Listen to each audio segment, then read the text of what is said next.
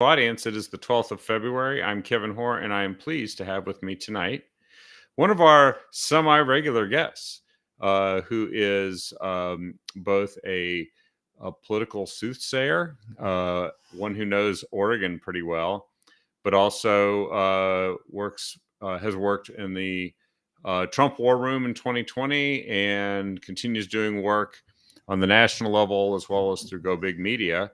Dave Huguenel. Dave, welcome to the show tonight. Thanks for having me. And I appreciate the new title of political soothsayer. I might put that on the business card. We'll see. It's a good one. It's it gives you a mystical quality too. Yeah. Which is I am curious because I think this is probably my fourth or fifth time on the show now. I'm curious to know from your audience tonight if they're getting sick of seeing me. Is it am I better in small doses, or are they amped up every time I show up on the screen? I think they have enough time to get excited, but we'll let them comment. And I mean, if they're sick of seeing you, I can only imagine what they must be thinking about me. But you're a darling. You're a darling. Well, we keep coming back for more because there's always new stuff. But also what we like to do when you come on is kind of revisit some of these things, the bigger trends, the things that aren't always just the news bite from the day, but where are things going and where are things heading? And we've had quite a lot of stuff happening. There's actually, I'll start out very briefly with some breaking news. Just this afternoon, relating to the 4th District and Val Hoyle, who is a congresswoman, Democrat incumbent congresswoman, who's had some problems with scandals. Apparently, now is very close, if not already, being investigated by the feds. They did a subpoena for all of the records of her and her interaction with a company called LaModa, which is a marijuana company that famously helped bring down the now former Secretary of State Shemia Fagan, who is actually under federal investigation, as is LaModa. But now it's been expanded to all BOLI records and relating to a grant that was received by LaModa, which was essentially shepherded through. Many assessments say it was undue influence by Val Hoyle when she was BOLI commissioner. So this is kind of big news because just a few weeks ago, Monique Despain, the Republican candidate who's running to unseat her in the 4th District, actually held a press conference and said, you know what? She's hiding a bunch of stuff. And I think the U.S. attorney should expand the investigation to include her. 5 days after that press conference, that is in fact what happened.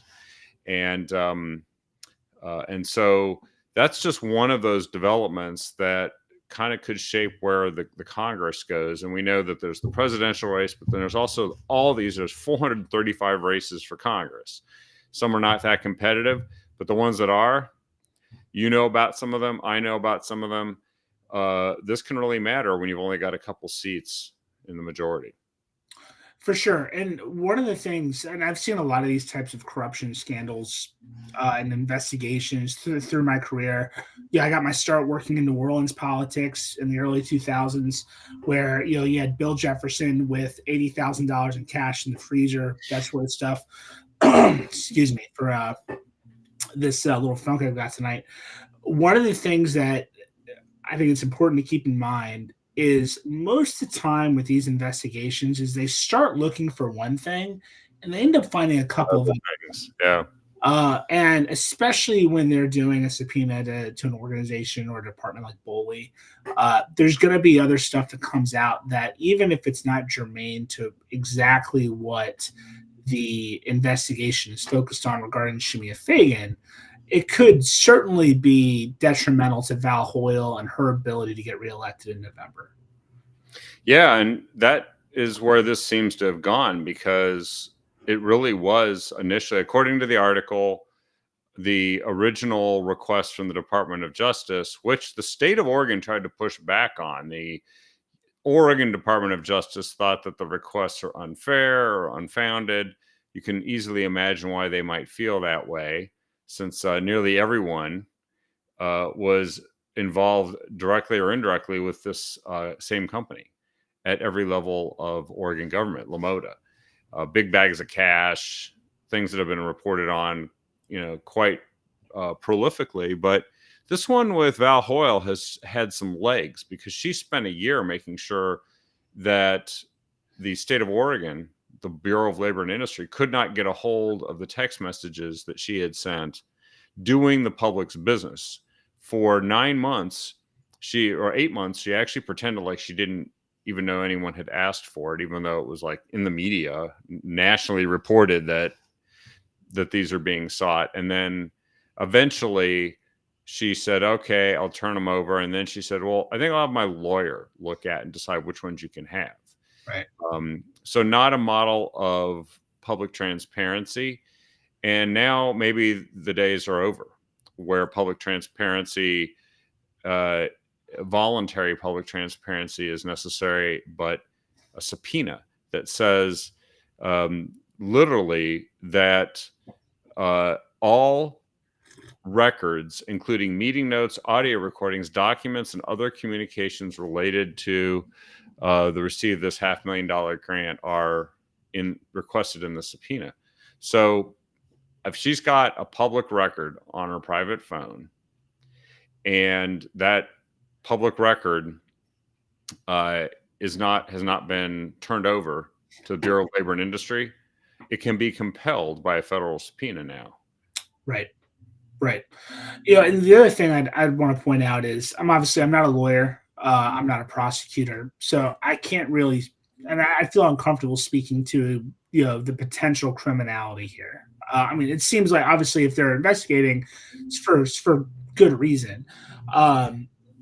What I think is interesting from a political lens, though, to think about is, obviously when it comes to our justice system, you're innocent until proven guilty. But when it comes to public relations and political campaign and messaging, if I'm being really honest, it's the latter. You're guilty until proven innocent. And the problem that Val Hoyle is going to have is that there's enough smoke that voters will assume that there's a fire.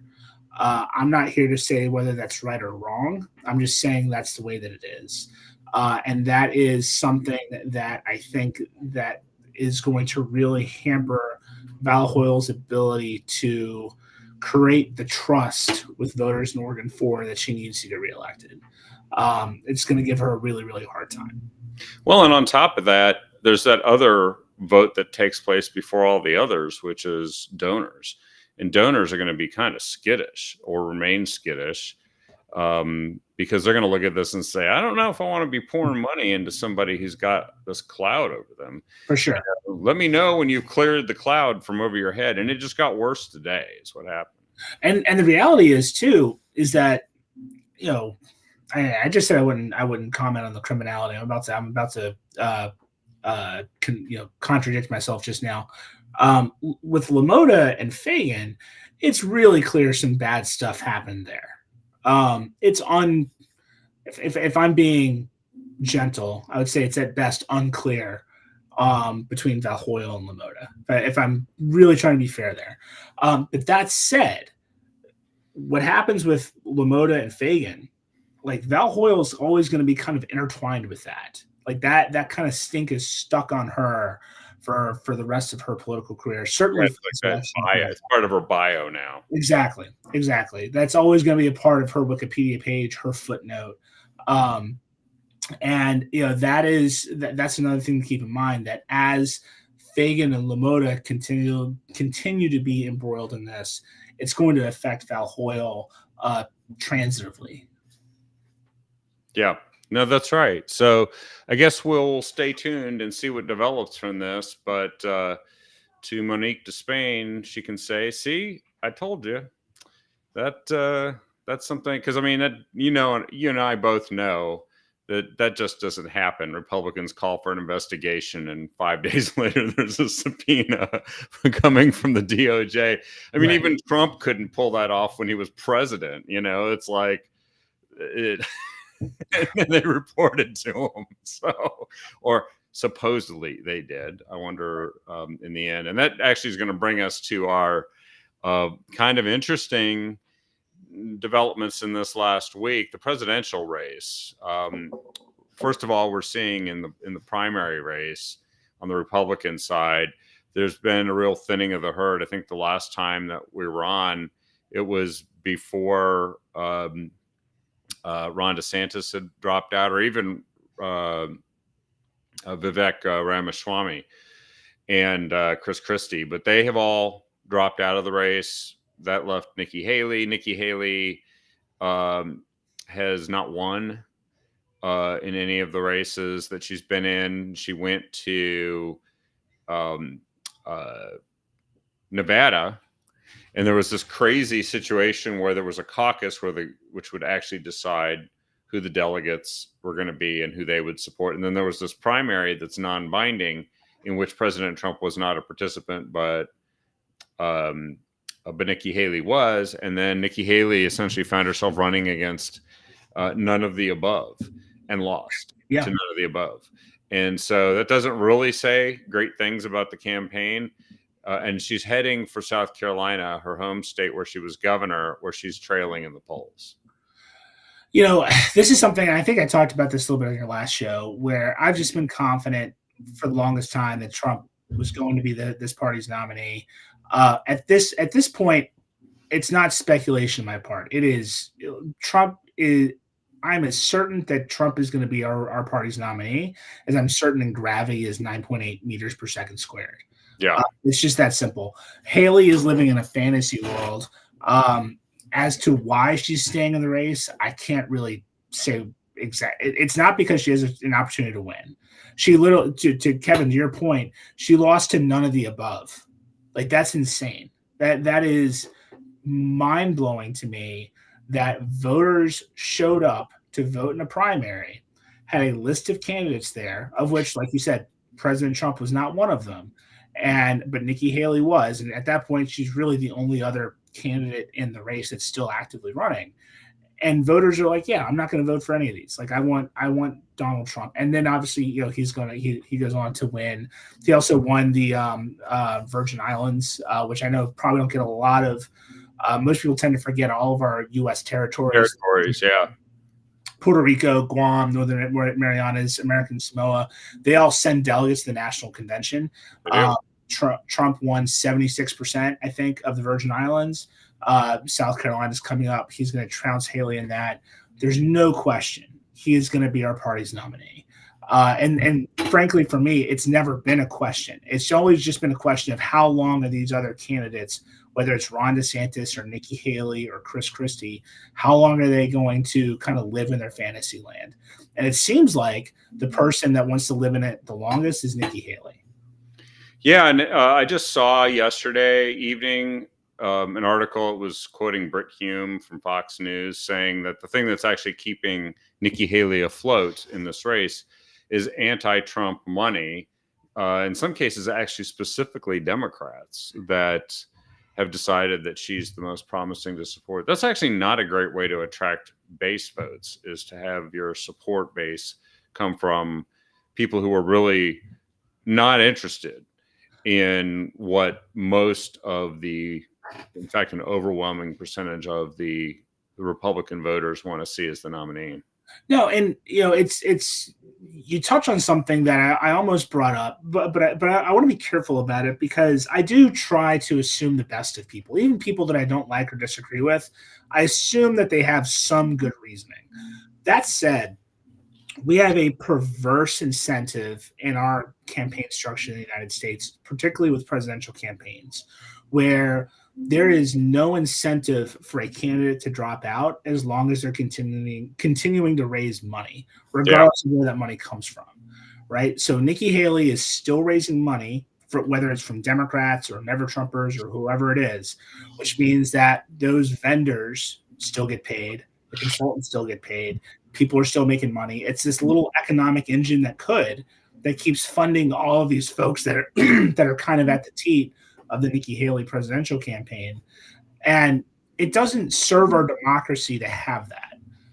And I'm not trying to prescribe a solution here tonight, but I will say while I don't want to assume, and I would hate that that is the reason that she stays in this race, it would be dishonest of me not to point out that there is a financial incentive for Haley and her campaign team to stay in because they still, as long as they stay in, they're making money. As soon as she drops out, that gravy train comes to an end. Yeah. Yeah. And actually, there probably is an incentive for some people that are more into sabotage than they are into actually trying to produce a viable and constructive alternative to continue to finance these things. And so we just have to, keep our antennas up on that one.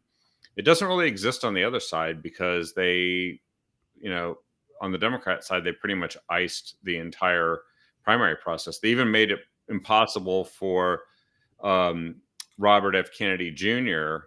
to even be on the ballot in many early states. So he essentially changed his party registration or essentially dropped out and says, I don't know what I'm going to do, but I might be running as a third party.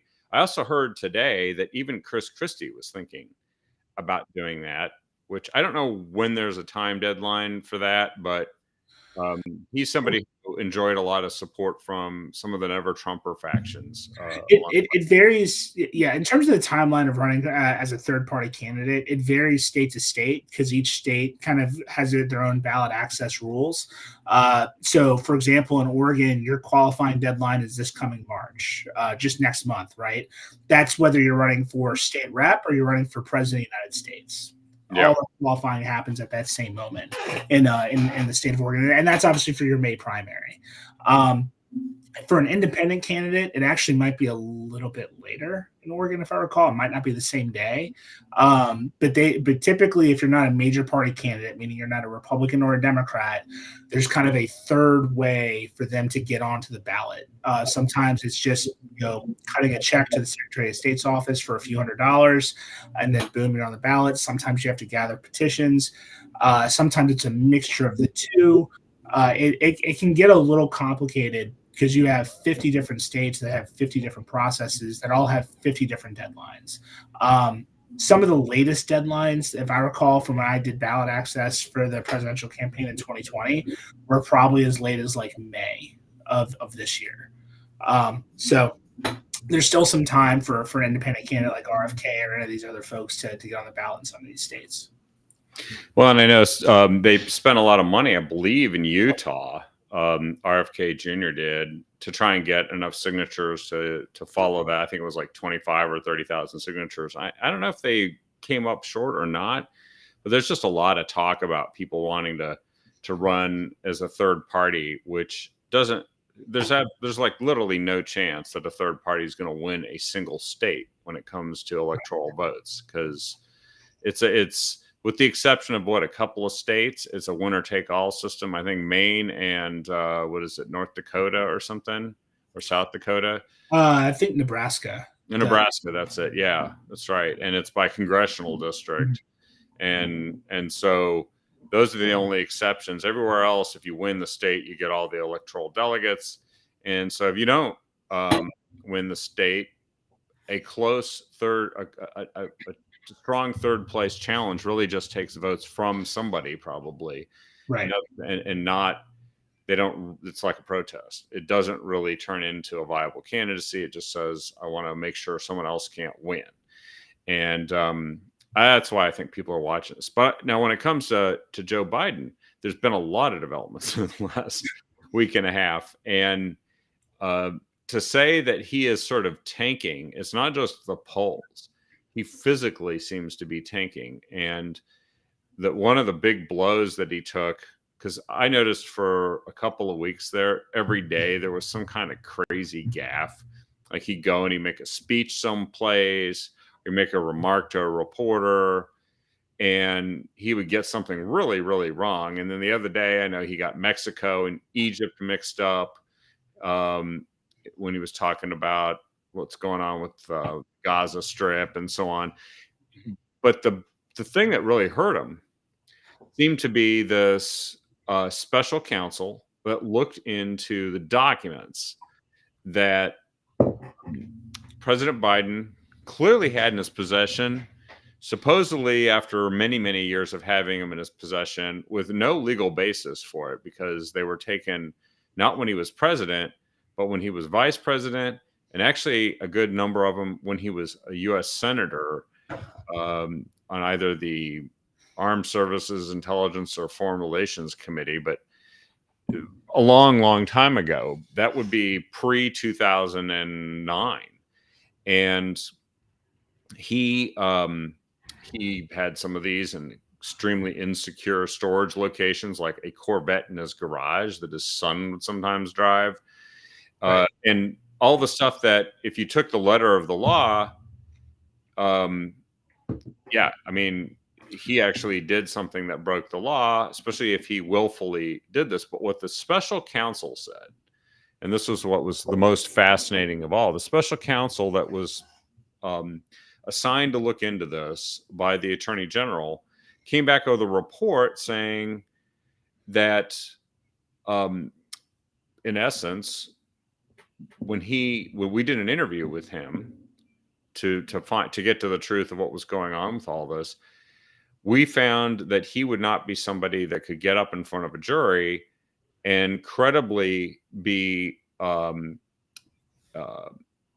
guilty because of the requirement that you willfully had these documents and misplaced them somewhere or held on to them. And that doesn't mean he didn't.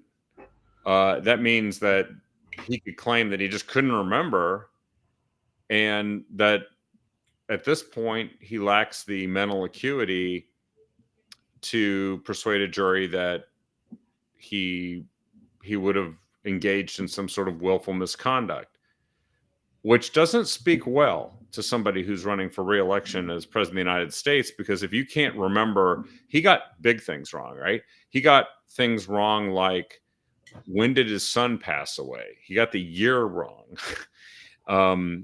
And the next day after this came out, he had no idea he had gotten it wrong. He exploded at his staff reportedly because he was angry, like, how the F did I get that wrong?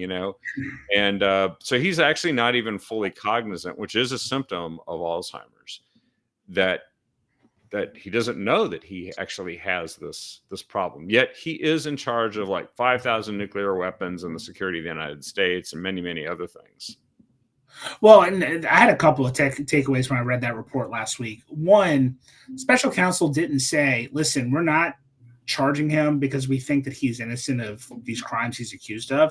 Yeah. They're still not charging him because we feel like if we put him in front of a jury, people are just going to see him as like a well-meaning elderly man with a poor memory, right? Yeah. Like there was no like, hey, he didn't violate the law here. Like there was a tacit admission in the account. Like, yeah, he did violate the law. He willfully, held on to these documents. We just don't think we can convict him because a jury is going to see this guy as basically incompetent, I should say. Maybe that too. Maybe both. Yeah. But certainly the press conference he did that evening that the special counsel's report came out, it'll be something that political consultants and PR folks talk about for a long time, because I want to put that press conference in context of the week that was, because that was on Thursday, if I recall. Yeah. Right? So at the end of the week, Republicans had a legitimately bad week that week. Things hadn't really gone well for us, right? We had a bad week. Yeah, we had a failed impeachment vote from Mayorkas. There was a failed Israeli aid package in the House as well. Things just kind of seemed like we were just sort of generally in disarray as Republicans. So Democrats kind of had the wind at their back that week. That special counsel report came out. It's obviously not great, but look, the headline is, Joe Biden not being charged with a crime, right? That, like, they could have stopped there, and sure, it has some stuff that Republicans can pick on him on because it talks about his memory and all that sort of stuff. But they took it a step further and they did that press conference. And that press conference put in the forefront for anyone that was on the fence on whether or not Joe Biden is mentally capable to be president, that if they watched that press conference, it probably answered that question for them, that he is not. he I kind of see there's sort of two sections of that press conference. There's the first section before he left, and then he came back. The first section, he was mumbling words. He was getting words mixed up. Ducey asked him, how bad his memory is, and he said something kind of bizarre, like, "My memory's so bad that I remember to talk to you," which kind of didn't. It's obviously a poor attempt at a joke that didn't make any sense. Yeah. He gets through the press conference without really answering the questions properly, leaves, starts to walk away, and then he gets asked another question about Israel, walks back, which as like a political consultant, I almost felt bad for the Democrat operatives in that room, like his comm staff, because I feel like they thought they were done, and then he walked back for a second helping. And then he gets back, and then it's probably the biggest gaffe of the night. He confuses the leaders of Egypt and Mexico when talking about foreign policy. I'll close my thought on saying this. I am hyped up on NyQuil right now. I am sick as a dog. I am basically on a NyQuil high, and it's scary to me that me in this state, I can speak more coherently than the president of the United States can. I don't need, I would not trust me with my finger on the nuclear button. The idea that someone that can't articulate their thoughts any better than I can, that they do, is frightening. And I think for voters, that's what they saw on Thursday night. And that press conference is going to haunt Biden for the rest of this election. Yeah, well, and then there was this thing where he talked about how he recently communicated with French President Francois Mitterrand, and who died in 1996. Yeah. And he just doesn't even see it. And he probably did talk to French President Mitterrand, just not recently. He probably talked to him in 1992. Yeah. But what has been even more fascinating has been both the hand-wringing amongst Democrats that can see this writing on the wall, because Biden's numbers have tanked just about everywhere. He's doing really bad, even in Pennsylvania and Michigan, the swing states. But they are starting to see potential damage up and down the ticket. And some of them are telling people this, like Paul Begala, who's a former Clinton White House aide, said that he admitted that the press conference had left him deeply concerned. He said, "Look, I'm a Biden supporter. I slept like a baby last night. I woke up every 2 hours crying and wet the bed." That's just pretty funny. And that, this weakens Biden electorally, the report. That might be really, getting convicted or charges recommended for mishandling classified documents might actually have been better for him than to be called somebody as an elderly man with a poor memory, who then goes out and demonstrates what an elderly man with a poor memory and perhaps pretty serious dementia is. And then you see a guy like Dan Goldman, who is a Republican congressman from New York, who said that the reason why he thinks he met with a leader who died decades ago is because he's so darn experienced. And this is like the spin machine that doesn't know that the emperor's new clothes ain't working. Well, I mean, look, I give tons of credit to all the Democrat, versions of me that are out there trying to spin that press conference, because that is hard work, and I respect hard work. They're doing, they're working overtime. That's some sweat equity. Yeah. I mean, look, from one political hack to another, I feel you. That's tough. Good, best of luck with that. But yeah, no, to your point, it's. I mean, they're spinning it the best they can, but I just don't know that it can be spun. Anyone with 2 eyes and 2 ears that watched that press conference or saw the aftermath of it, there's no other takeaway than he's not fully there. He's not going to get better. Right. And there were, to put this in a little bit of historical context, right? I mean, there were As recently as 2008 with John McCain, there were questions about his health because of his age. Same thing with Reagan in the 80s. This seems to be a much more like there are more examples, I think, with Biden than we ever saw with McCain or Reagan, and when those questions were raised. So I think that Biden has a real challenge ahead of him from a campaign perspective, because I don't think there's nothing that he can do to convince people that he's fully there, but besides being fully there, which he's not. If that makes sense, I just don't know. You can't. I just don't know how you unring that bell. Well, we saw though how candidates could be down in the polls, could be down on them, kind of think that they aren't capable of doing a good job. Clinton had it; he became the comeback kid, right, and made a comeback. Obama had his time where he was really down in the polls, came back just enough to squeak out a win in 2012 in the general election. But I don't think anybody is making the argument that Joe Biden's going to bounce back from this, that there's this upside, because he also has a lot of problems and a lot of things that are being mishandled that people are already unhappy about. Inflation, there seems to be one foreign crisis after another, enormous sums of money being spent. The southern border, where ironically enough, they seem to be in this world of spin and denial that exists with what you can see with your own two eyes that Biden's doing when he even speaks to a person in public. So Right. there's just a lot of problems. And then there's a guy who appears to be too old to handle the job now, running for re-election. No one believes that in 5 years he's going to be any better. He's going to be demonstrably worse, because you can see that that's what's happened in recent years as well. Right. Well, and I think that to your point, voters see the problems in the country, whether it's inflation, whether it's the border, whether it's the fentanyl crisis, whether it's rising crime. They see all that. I think the other thing with Biden is I still contend I've never met a Biden supporter. I've met plenty of Obama supporters. I've met plenty of Clinton supporters. I've never met a Biden supporter. I've met people that didn't like Trump, so they voted for Biden. Now that we're 4 years, we'll call it 3 years removed from the beginning of the pandemic, 4 years from the 2020 re-election and that phase, I think that I'm going to vote for Biden because I don't like Trump. I think that magnetic pole is shifting a little bit, and that's one of the reasons that you see in these polls. To your point, yes, at one point Obama was losing going into 2012.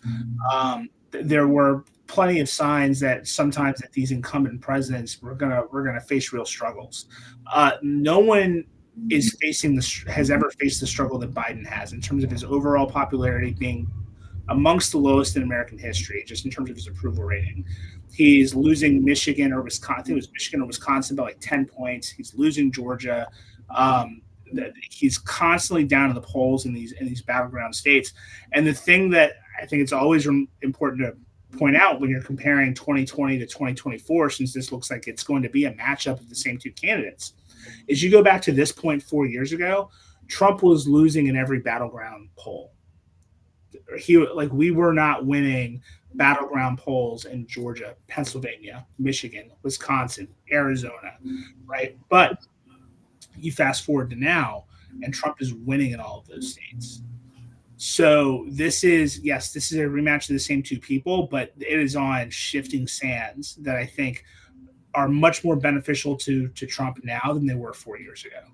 If it becomes a virtual certainty that it's starting to look like an electoral landslide, okay, the Democrats are getting away with icing the entire primary, despite all the drawbacks for Biden. In fact, I don't know how somebody even motivates themselves to show up and vote 75 to 90% in favor of Joe Biden in a Democrat primary when he's going to win it anyway. It's like, oh no, he might lose it. Who shows up for that? I don't know. How do they manage to motivate them to turn out when it has no bearing on the result? But they're going to end up accumulating all, or if not most, of the delegates for Biden, no matter what. However, it's, I think, just becoming almost impossible to imagine that they'll just go down with the ship when it's a virtual certainty that they'll just allow him to take not only the presidency down and send Trump back to it, which is like the worst case scenario for a lot of Democrats, progressives especially. But this is another thing that came up, is that the DCCC, I believe it's the executive director, said at an annual retreat of House Democrats that they won't shy away from supporting Joe Biden. They'll actually go out and they'll stump for him and campaign for him. Can you imagine? We've had the issue where candidates running on the Republican side are being asked, "Are you supporting Donald Trump?" and blah blah blah. Well, now they might find themselves being asked if they think that Joe Biden is the best they can do and is competent, that they trust him, that they think that he is all there and can be counted on to ably lead the country. I mean, a lot of these people are going to have to face TV ads showing them say this, and then 5 minutes, which you can go watch, of a mentally deficient guy who's just not up to it.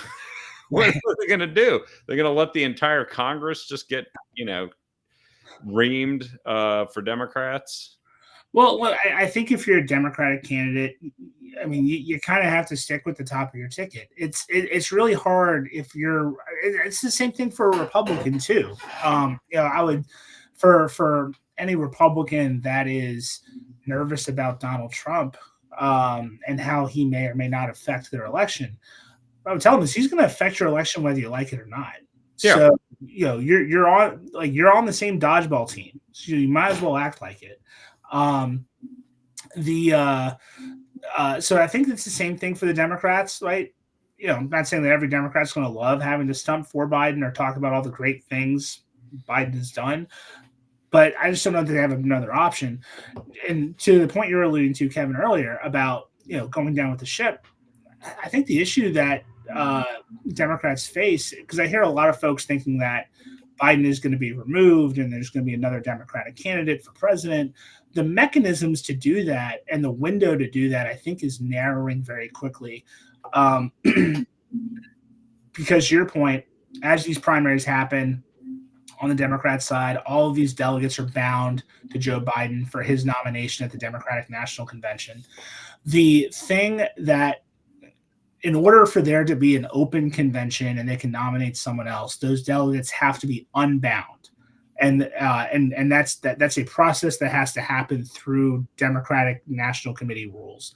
RNC has similar rules for unbinding its delegates at their convention.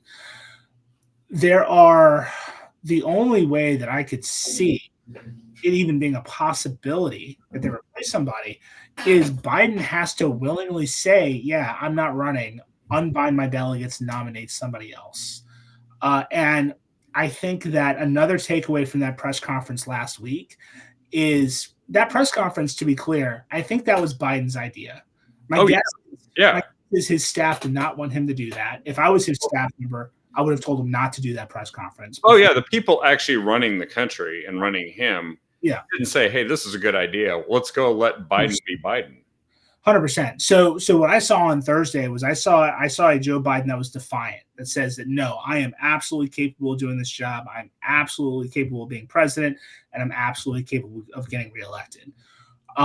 That's what was in Joe Biden's mind on Thursday night of last week.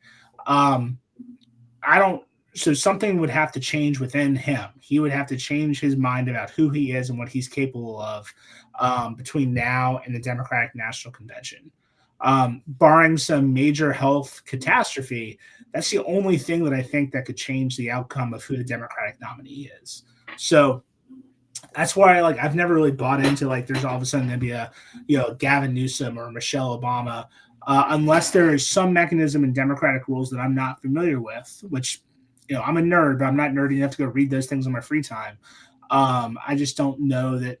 I think Democrats are stuck with Joe Biden on the ballot this year. Well, it's just hilarious. But I mean, that is the party in which all rules are made to be broken in order to gain political power, because it's what they do with our Constitution and our system of justice every day and twice on Sunday. So I just wouldn't put it past them, Because if you roll up all the delegates and then you wait for just the exact right moment, I'm pretty sure there's enough stuff that they could reveal publicly that would make him realize, like have a come to Jesus talk with, the Democrat Jesus, which is probably Obama at this point, and go and say, look, I think you're done. I wish you weren't done, but look at what everybody in the media is saying now that we've leaked everything there is to know about you to the media. And so if there's any party that could pull it off, it's got to be the Democrat Party. They are not strict rule followers. That's just my theory. Now they did.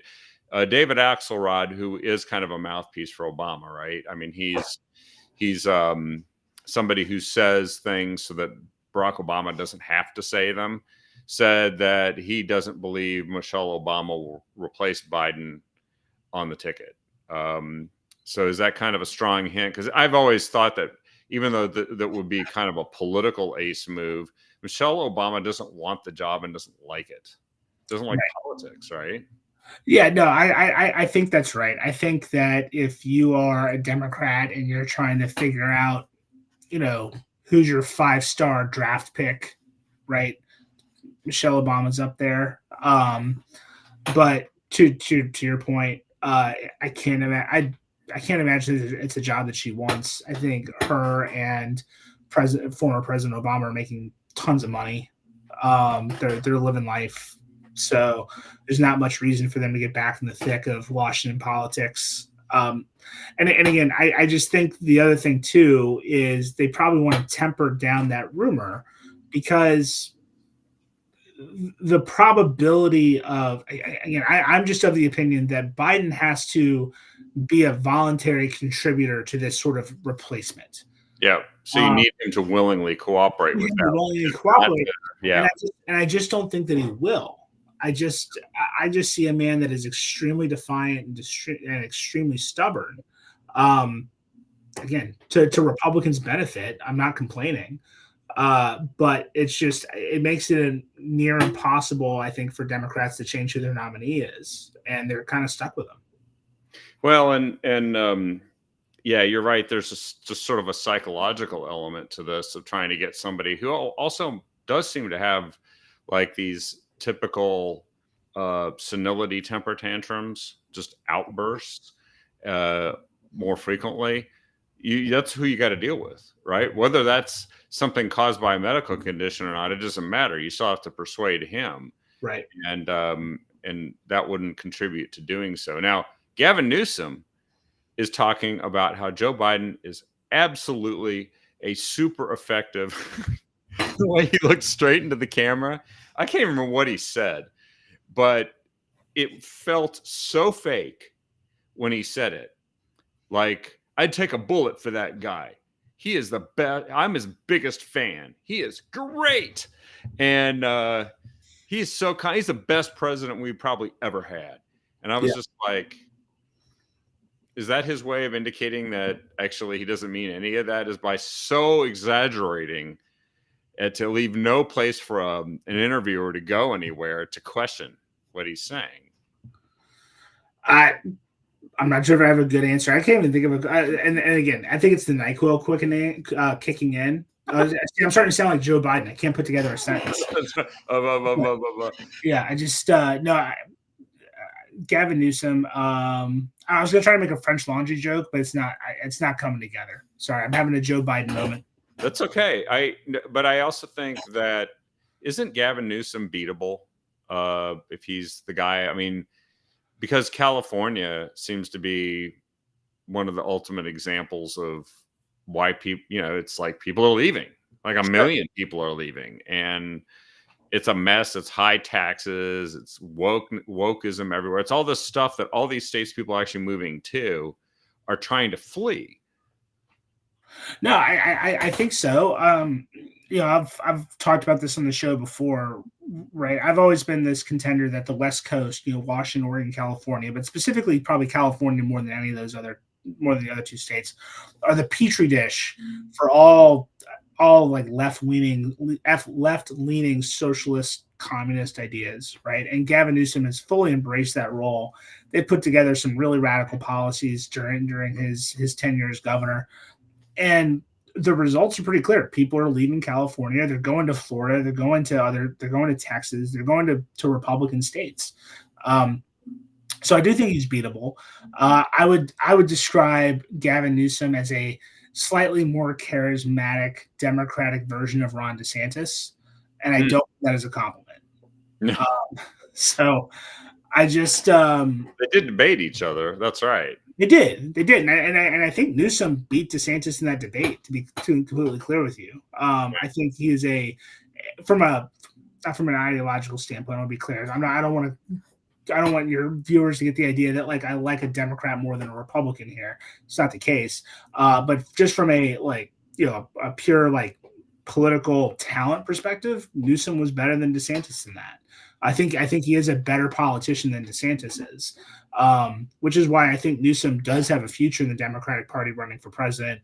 And DeSantis is, I don't know what he's going to be doing. He'll make a ton of money in a law firm or something, but he's not going to be president. Yeah. Well, just turning our sights to the drama in Washington, D.C., the upside down world of the securing the southern border and what Democrats are trying to do to alter this debate. You've been around this for a long time. I've been around this for a long time. And they have always, since they first really changed their rhetoric dramatically, I think around 2009, where they used to talk about how you needed a border wall. I remember Chuck Schumer saying, we have to have a border wall. It needs to be secure. And then for some reason, within 4 years after that, 4 years of Obama, they completely changed, and they basically started taking our border security hostage in exchange for, okay, we'll secure this border, but you have to give us comprehensive immigration reform. Well, fast forward to 2021, we had a declining situation at the border under Trump, that he had done a lot of things that had gotten that largely under control without the cooperation of Congress, I might add. That was just like Remain in Mexico policy, various things actually operated within the law.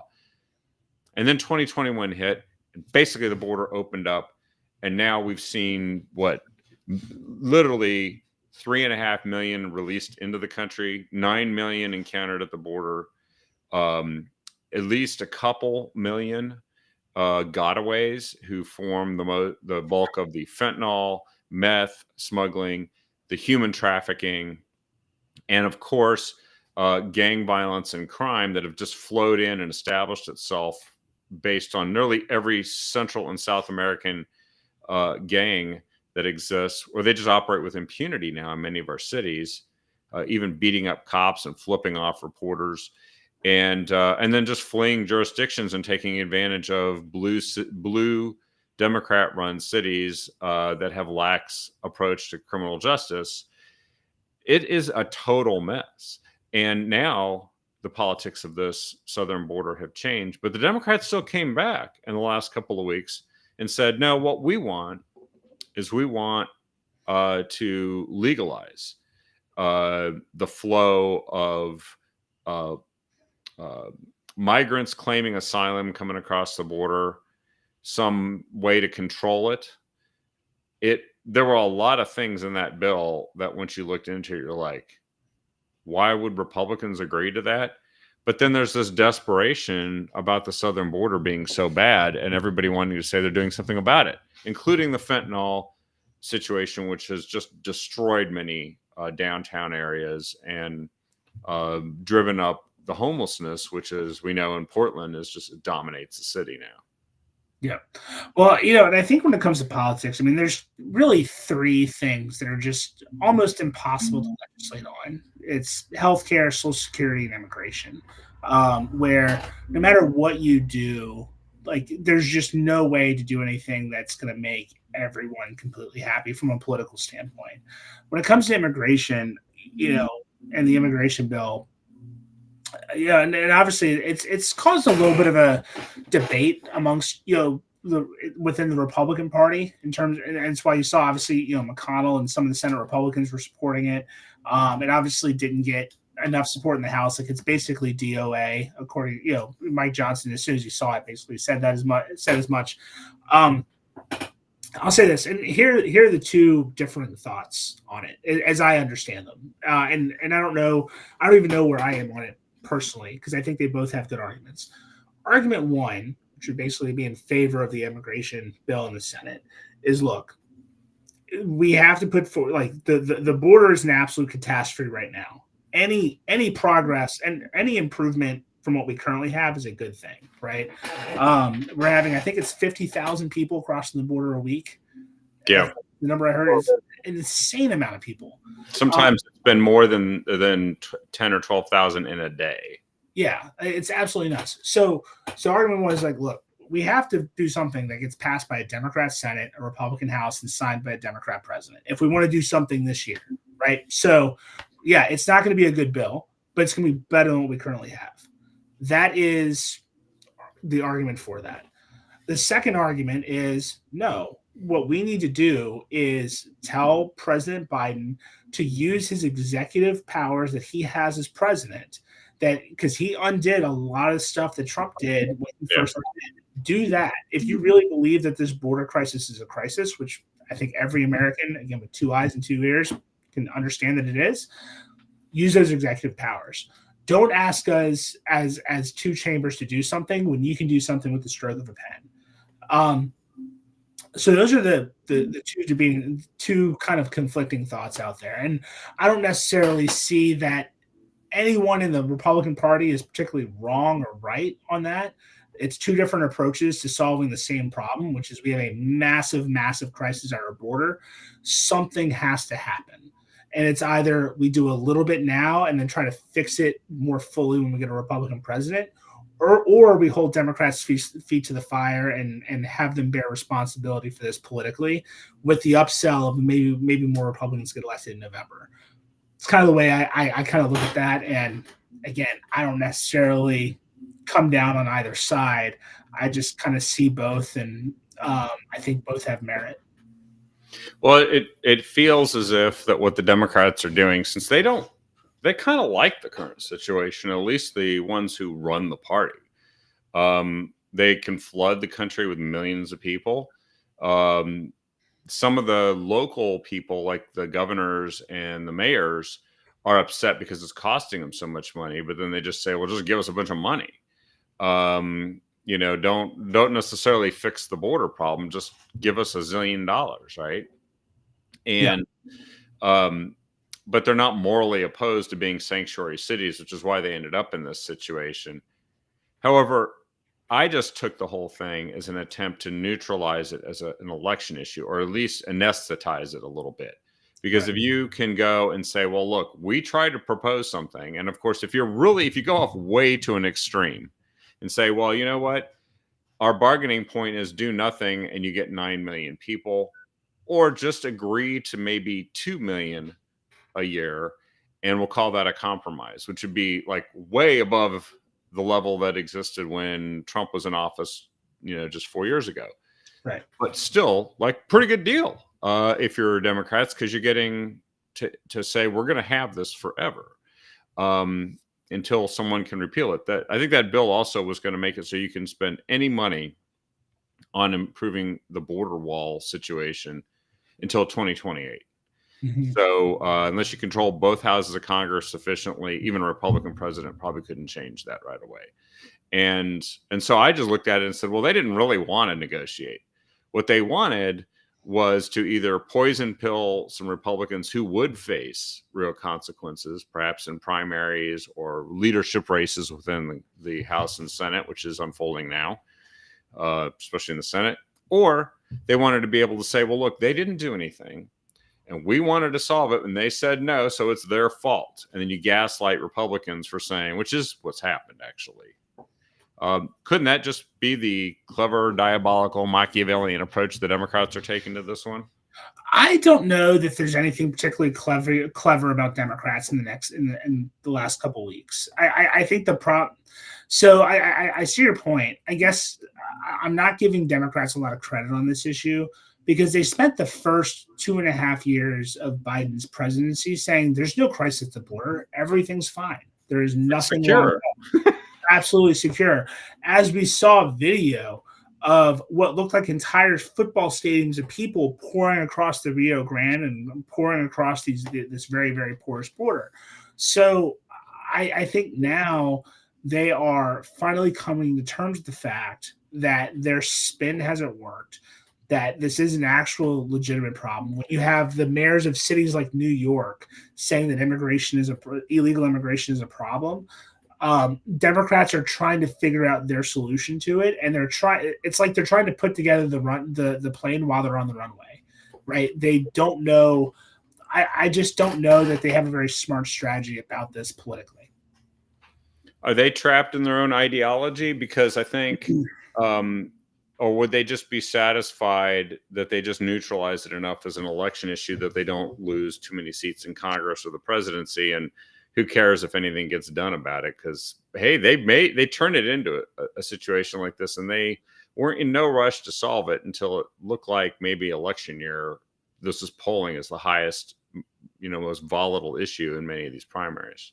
I mean, the easy answer is that it's probably both. Is that, yeah, absolutely. You have folks like the Squad, like AOC and Cori Bush, and the far left of the Democratic Party that sees what's happening on the border, and that's what they want. There are certainly Democrats that don't see this as a crisis. They see this as their vision of what American security should be, or lack thereof. Then you have Democrats that understand, that are more pragmatic, that realize, wait, voters don't like this. This is a problem politically. And there might even be some Democrats who realize that it's a problem for a country to not have a border, right? Countries have borders for reasons, and countries have had borders for thousands upon thousands of years for reasons. So I think that all those voices are in the Democratic Party right now. I think the ones that are looking for a pragmatic solution, they kind of had their day in the sun and trying to make this illegal immigration bill, and they were able to kind of bubble up to the top of the ranker in the Democratic Party, but it wasn't enough to put forward a piece of legislation that could get bipartisan support in both chambers. So it is probably both. One, I know that if I look at the history of the Democrats, if they can't get what they want anyway, policy-wise, they're certainly happy to just make sure that they don't suffer politically, and that's it. And as soon as a lot of that, it's like, that's fine. Who cares? If another 9 million come in, whatever. That's going to be someone else's problem if I don't lose my election. All right. Right. Now it is costing real money. I just saw this the other day in Denver. They are literally cutting public services to Americans, to Coloradans, to Denverites, and to pay for all the support for illegal immigrants that are coming in. So they've got there's real problems, real consequences from this. And the fentanyl stuff has really got people pissed off. For sure. So I'm just wondering where this is going to lead or what the consequence is going to look like. But, well, that was a pretty good battery of issues there. We covered a swath. We covered Congress. We covered the presidency from both Democrat and Republican sides. And then we just talked about this hot issue of immigration reform. Any last things that you wanted to raise before we wind up here tonight? So I don't know that I need to. Well, actually, I'm going to give a shout out to Bob. So I appreciate that he's giving LSU a shout out for winning the Heisman. So that kid Jaden. So I appreciate that, Bob. No, it's always a pleasure to be on here, Kevin. It's always great to see your face. Sorry that I'm not fully here, just like our president. I'm a little.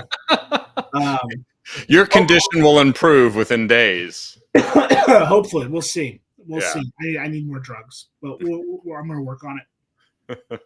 Well, thanks so much for joining us here again, Dave, and we'll circle back with you here maybe in a couple of months and see where we're at, because we know things could change dramatically, and we can't even predict what for sure what's going to happen, and there will be more to react to. But thank you so much for joining us, and good luck with all your endeavors there. I know you're working on a lot of campaigns, and maybe we'll be seeing some of these things develop here in the coming months, and there'll be even more to talk about. I think so. Y'all have a good night.